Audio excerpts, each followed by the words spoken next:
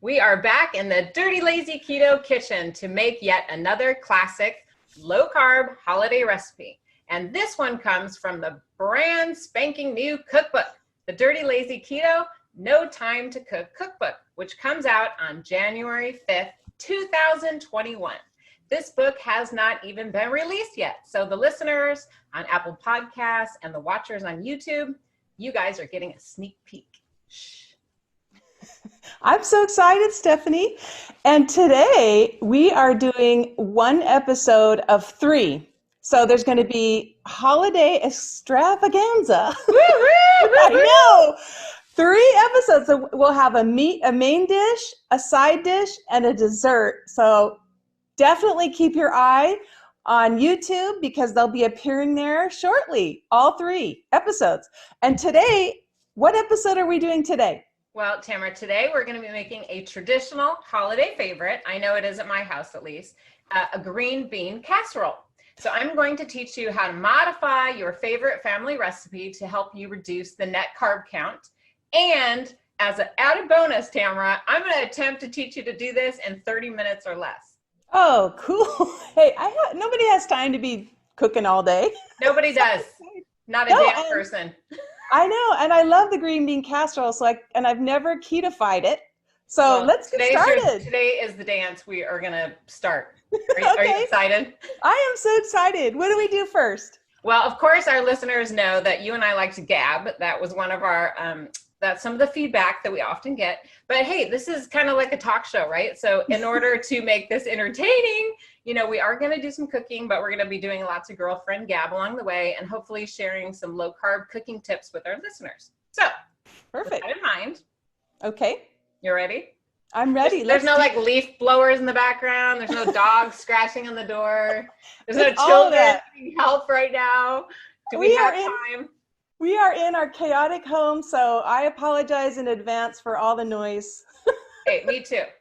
I know. Yeah. And Tamara, I have to make a little joke here. It was funny when we were getting ready for the episode because I heard you say, "Oh my gosh, this is so much work getting everything ready." I know. And I was like, "Excuse me, I think my husband Bill, bless his little heart, he went to 45 grocery stores, of course, because he had to get the best price on every single item, right? And he has been doing this for weeks and assembling things and measuring things and setting them out in little piles. And so he got it all ready. And then I delivered it to your house yesterday. I know. When you watch those cooking shows, it looks so easy, but it is not. It took a kabillion hours to get it all It took laid out. 800 hours. And let's be real. The only reason Tamara and I agree to do these shows to one another, because we always think it's a good idea, it's basically 2 reasons, right? Number 1, it's a free dinner for both of us, right? Because we don't have to cook. And number 2, it's a good excuse and it forces us to clean our kitchen. Yes. Is that why you do it? Yes. That's why I do it. Yes, but I will tell the viewers and the listeners and viewers, if you're worried about time, it's actually super fast to make. It's super just fast. when you're videotaping, that's a different story. Yeah. Thank you. That's a good point. It's a lot of drama. I'm first of all, I'd like to point out there's a kitchen knob behind me. Okay. I'm going to point at it without my headphones ripping off. That is glued on with Elmer's glue. So there's a great possibility that in the middle of this episode, that's going to make a shockingly loud noise as my kitchen cabinet literally falls apart during the show. So if you're okay with that, then I can start. Okay, good. Because my kitchen's just as janky. Okay. I just wanted to get that out there because I was a little nervous. Yes. I'm I should just tell our listeners my kitchen is literally on edge. We don't have to apologize. I'm sure our kitchens are like everybody else who has a real house with real families. Thank you. And I had to bribe my entire family to leave the house because said family would be coming in here every 4 seconds trying to get something to eat or asking me what's for dinner or exactly. That's how it goes, right? Exactly. Okay. So all that being said, now we're ready to get started. Let's do gonna it. Make green bean casserole. This is going to serve 6 people. And it's 3 grams of net carbs per serving, just to keep that in mind. And this is something you could serve year-round or at your holiday meal. I myself love this on all holidays, so I'll be making it year-round every time there's any kind of celebration that involves food. Me too. Which is a lot. Okay. Okay. So let's get started. So the first thing we're going to do is preheat our oven to 375. Okay. All right. I'm going to walk over here and do that. Okay. Perfect. Okay. Good. Good. Good. Okay. We're doing good. Woo. We have the oven preheated. Step Now one. we're going to be like, woo, it's going to get hot up in here. That's the only bad part about cooking, right? Mama gets hot. Yeah. And then we're going to get a 9x9 baking dish, 9-inch by 9-inch baking dish. And if our listeners are listening on Apple Podcasts, Spotify, iHeartRadio, Amazon Music, we are going to describe everything in detail and also provide the recipe for free as a PDF on the dirtylazyketo.com website. So don't worry, we got your back. And if you don't have an exact 9x9, It doesn't matter. Yeah, a 9x13, the little mini casserole one is fine too. Anything will work. But for the purposes of our recipe, we are going to use the 9x9. Okay. Okay. Step 2, I always use do you remember in our Chaffle episode, we talked about our non-stick cooking spray, Tamara, and you and I both had it from the dollar store? Yes. That was funny. Well, I've upped my game since then, and I have Pam, legit. Oh, darn. Check me out. I'm so fancy. I still have the generic one. Damn it, Tamara. Well, go ahead and spray your 9x9 pan. So okay. It's sticky. Well, I thought that's what the olive oil was for. Look at you arguing with the chef. Girl, I had this all. All right, I'm going to use a little olive oil just because that's what I had ready. Well, that's fine. Okay. So I'm going to set that aside. Oil. Some kind of oil, right? Yeah. The oil that we'll be using in the recipe will actually be cooking in the saucepan. Okay, got But it. that's okay because I don't want you to. Oh, the spray is on the 9x9. There you go. I should have said sorry. that. Huh? I'm going to need to slow down. Let's slow down. We need to spray the 9x9 pan and then set it aside. Okay, got it. Good job. All right. We're going on to step 2. Okay. Ready? So in a medium saucepan over medium heat. Okay. I'm going to hold up mine so our people can see. Mine is actually medium. It's a large. This is technically a large saucepan. Mine too. Yeah, and that's what it was supposed to be. I didn't have my glasses quite pulled up. So it is a large saucepan over medium heat. We are going to stir in. Okay. Wait, first of all, let's heat up the pan. I got too excited. All right, got it. Medium heat. All right, my pan. I actually learned this. This is a fun fact. I learned this by watching TV. You're supposed to heat up your pan before you add ingredients. Did you know that? I didn't. I don't know why. I'm actually curious why. I don't know either, but let's do it. Is that one of those like fancy chef things that they do for no reason? Maybe. It probably has a fancy name. Probably. Whatever. Chiffonade. Chiffonade your pan. But you are supposed to heat up your pan prior to adding ingredients. I don't know why. If our listeners know, please write in the comments because I just thought it was a random fact. Some of you chefy types. We'd like to know. All so we're going to go ahead and heat up, Tamara, 1 teaspoon of olive oil. And that's where your olive oil came in. I heard you get excited. Yes, I put it in already because I was, It's all right. I'm slow. Okay. I'm going to add we got olive oil in the pan. Okay, my 1 teaspoon of olive oil is in the pan. Okay. That's check. Are we cracking ourselves up or what? Yes. Okay. Oh my goodness, I'm making myself laugh. Okay, next ingredient, Tamara, is going to be 1 cup mushrooms, thinly sliced. Now here's a tip, and while you're getting that ready, Tamara, I'm going to show our viewers. Here's a tip when you're trying to cook in a hurry, because if you're like me at the holidays, I want to spend time with my family. I don't want to be in the kitchen all day. I want to cook fast, or else I'll end up going out to eat, right? Right. Yeah. And that's okay to do too. But if you want to make something homemade, cut corners, especially on ingredients that no one can see. So this is an example here from Walmart, the sliced mushrooms can. It's 4 ounces and all the work's been done for you. I've also bought these at Target. It's like 50 cents. Like, why would you buy fresh mushrooms or grow them in a herbal garden in your backyard, which takes way too much time? Who does that? Buy them at Walmart, people. And you don't have to chop it. There's no chopping here. Do I put it right in the pan? Yes. And did you already drain them, Tamara? I drained them ahead of time. Check you out.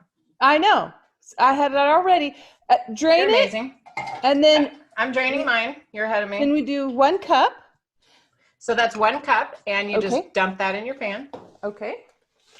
Okay. I'm tossing mine in. frosting. Okay. All right. And then additional ingredients that we will be adding to our pan include 1/4 cup chopped green onion. Okay, I pre-chopped mine. Look at you. Did you? And yes, and here's another tip for cooking fast, because this is the No Time to Cook cookbook, Tamara. Yes. I like how you did that ahead of time. I always recommend to everyone who's trying to lose weight and cook healthier and just cook, at all, prepare your ingredients ahead of time, because that's half the battle, especially when you're buying produce and, you don't want to be washing and cutting, and then it's like, damn it, it takes all day. So do things ahead of time, right? Yes. So 1/4 cup of chopped green onion. 1/4 cup of chopped green onion. I'm going to throw it in my pan. Toss it in your pan. All right. Another little trick about trying to cook faster is I keep a pair of like kitchen scissors. I just call them my kitchen scissors from Walmart. And I just chop things with scissors a lot. Oh, nice. And that way you're not, That's a great tip, because I haven't done that. Yes. Okay. Saves time. And then additionally to your pan, go ahead and add 1 teaspoon minced garlic. Okay. Now, Tamara, I know you're probably a better chef than I am, but do you chop your own damn garlic, or do you buy it fresh in this little cheating pan? Do you buy it cheating? I don't cheat. Totally cheat, people. Yes. It tastes the same, especially if you're cooking it. It's the same. Yeah. And if it's not, don't tell me, because this saves time. I buy these in jars and I keep it in the fridge. Chopped minced garlic. Done. Yeah. So I got 1 teaspoon going in. See how fast this goes, right, Tamara, when you're making your things ahead of time? Easy peasy. Yes. So garlic, onion, and mushroom. That was it. Now let's saute that a little while. Okay. Just on a like medium heat, you said? We're on medium heat. Okay.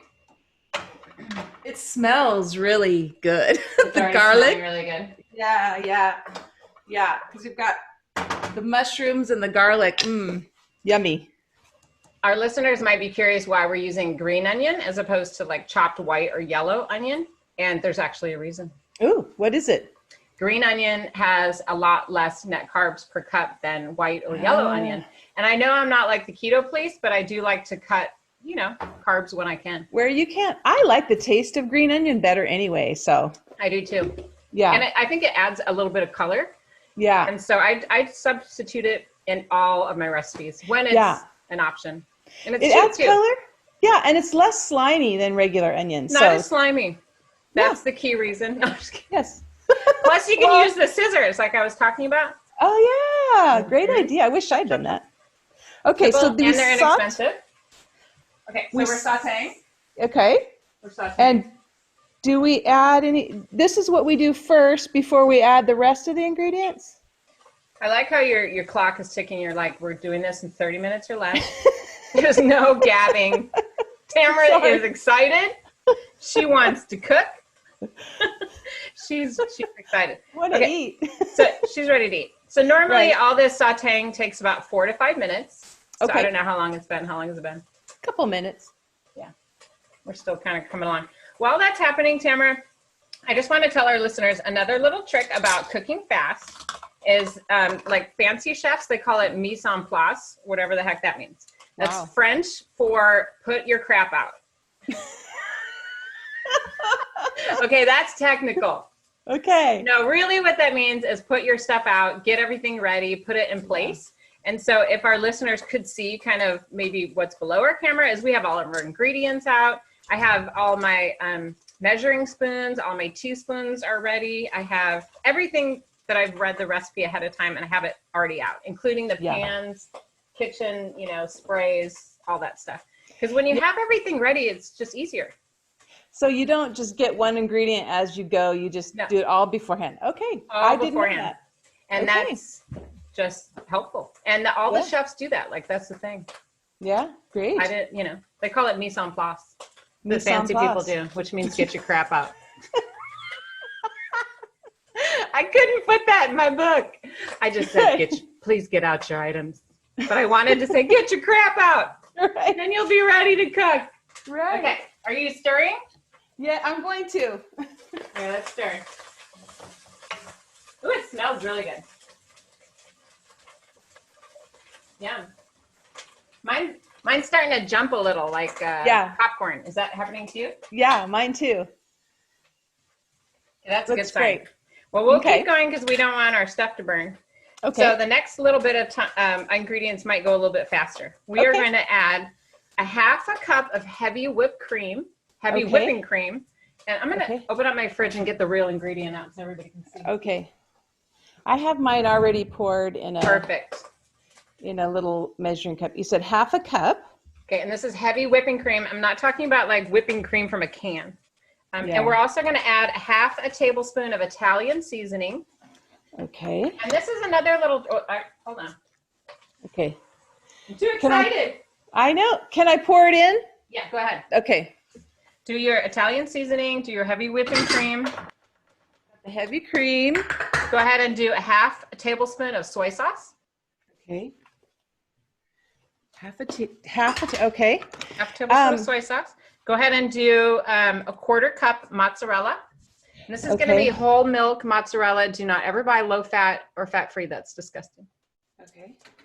I will just say Kikkoman is the best soy sauce. Just saying. Thank you. Can you tell us why?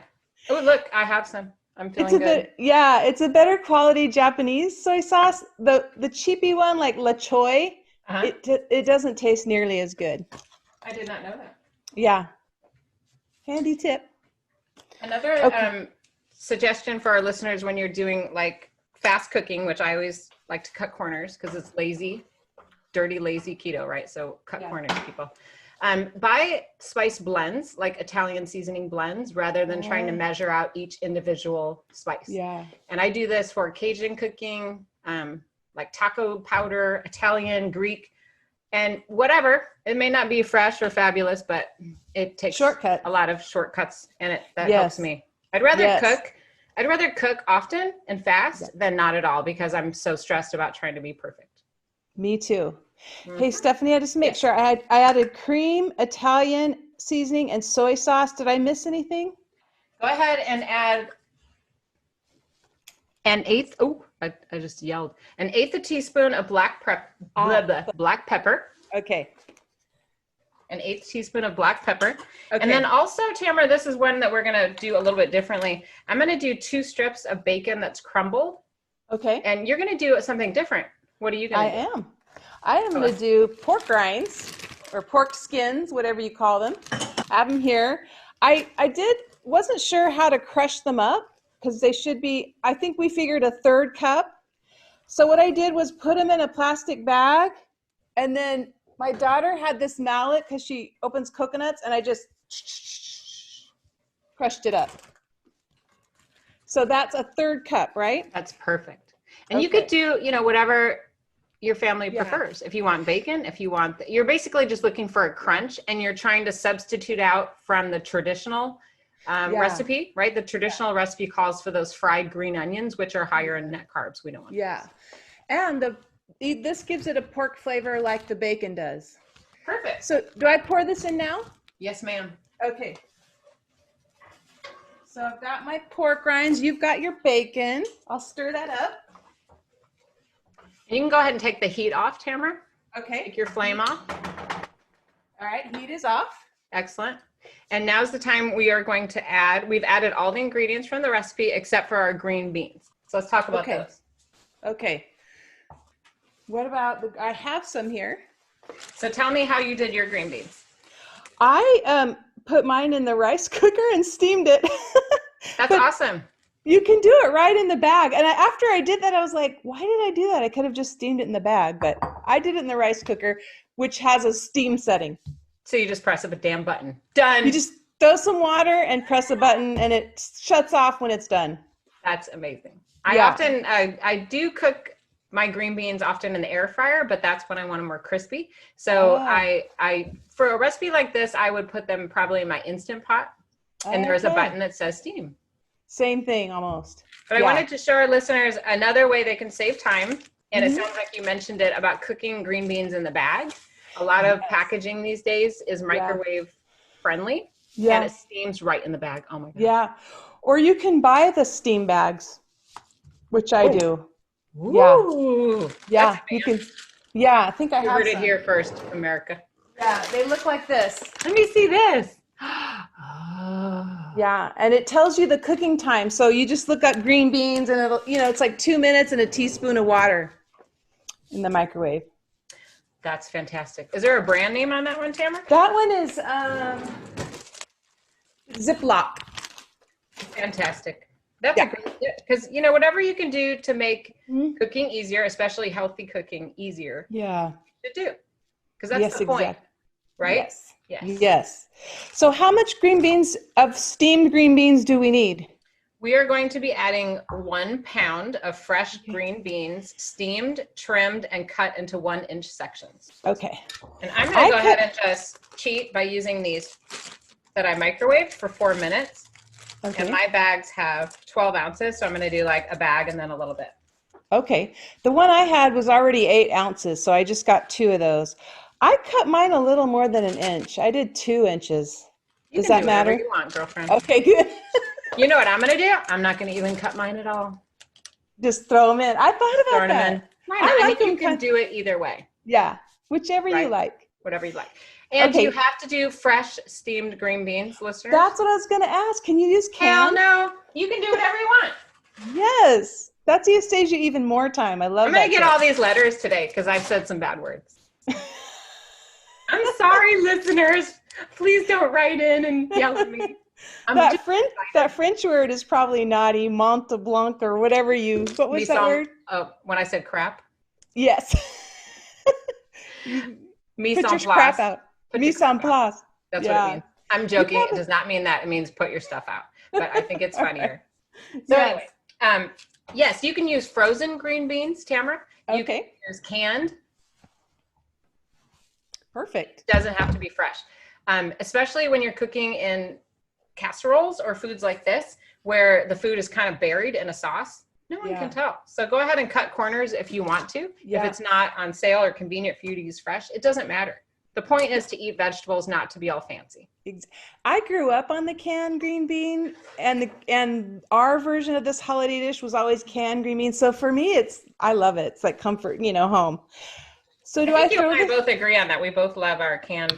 I think they're saltier. I think they taste really good. Do I put it in the pan? Yes. Go ahead and add your green beans, and I'm gonna hold this up for our listeners. And I'm spilling it everywhere.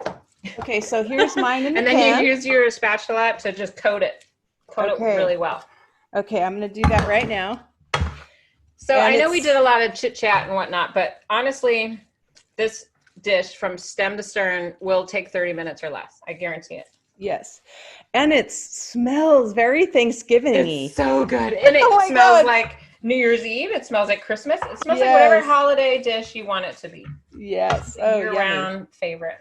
Okay, so it coats really easily. Coats super easily. Then you're going to pour it into your 9x9 sprayed dish, Tamara. Yes, here it is. All right, off we go. Make sure we get all that yummy sauce on there. Are you leaving anything on the table? No. Can I lick the pan? Yes, ma'am. Yes, ma'am.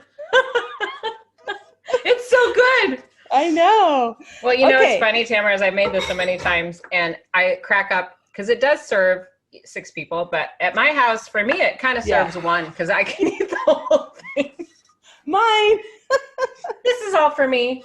Yeah, but it does smell very holiday-ish. Technically, it does serve that many people. Okay, I'm going to hold up our finished dish for our YouTube folks to see what it kind of looks like. Yeah. Oh, crap. I'm spilling everywhere. Okay. Yeah. Yours is up too? Yours looks pretty. It is pretty. It smells good. It smells amazing. Do we put foil? Can I have a bite first? Okay, I'll try one. It's really good. Delicious. Good, right? It's as good as it looks. It's delicious. Kind of creamy. And it's got the mushroomy. And you're right, that soy sauce really brings it together. I know. Who knew? Oh, no. And you're not adding any salt. I mean, maybe with the green beans from a can, you might want to buy no salt added. They do have that, right? Yeah. They have no salt soy sauce, too, if you want to really cut down on the salt. I like salt. I do, too. I'm not cutting back on that. I know. So it's like my Diet Coke and my salty foods. I'm not giving it up. Okay. So before we put it in the oven, Tamara. Okay. We're going to cover it with tin foil or aluminum foil for about maybe the first 10 minutes. We'll be removing it after that because we want the top to get nice and brown and crunchy. But here's a little tip. I'm sorry, go ahead. Okay. Go ahead. Did we put mozzarella in there? I did. Oh, I guess I forgot. You know what? I was behind. It's okay. Go ahead and do it right now. How much did it need? A fourth? A third? A quarter cup mozzarella cheese, and you're gonna. I'm gonna show our listeners something while you're. I'm gonna stir it in. Yes, ma'am. Where did my spoon go? I'm gonna hold up. I'm glad that you asked, because I want to hold up this bag of whole milk mozzarella. Always make sure you get the full fat variety when you're picking out your cheeses. Okay. All right, I got the mozzarella in there. The full fat tastes better. Basically, you're mimicking the experience of like that mushroom soup.